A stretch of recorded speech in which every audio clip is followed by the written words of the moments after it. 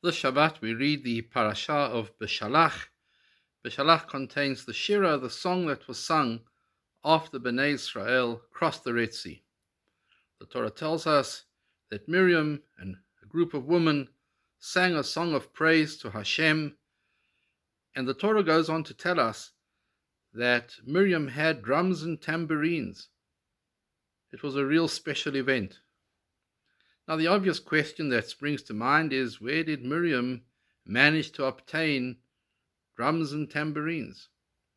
And our rabbis teach us that even in the darkest time of the Egyptian slavery, Miriam was a positive person and was preparing for the eventual exodus of the Jewish people.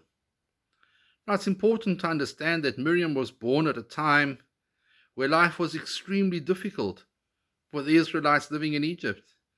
In fact, her name Miriam comes from the Hebrew word mar, which means bitter. But Miriam converted her bitterness into hope. And that is the very special message that we learn, not only from this week's Parsha, but that is a message that we have to inculcate within ourselves. We have to always be positive, even at the most difficult of times.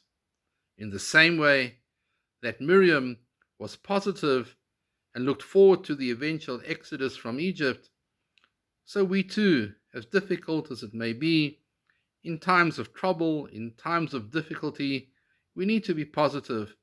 And hopefully, by having a positive attitude, it will help us a lot to make sure that the eventual outcome of the situation that we're in is going to be a positive outcome. Take the opportunity of wishing you all Shabbat Shalom.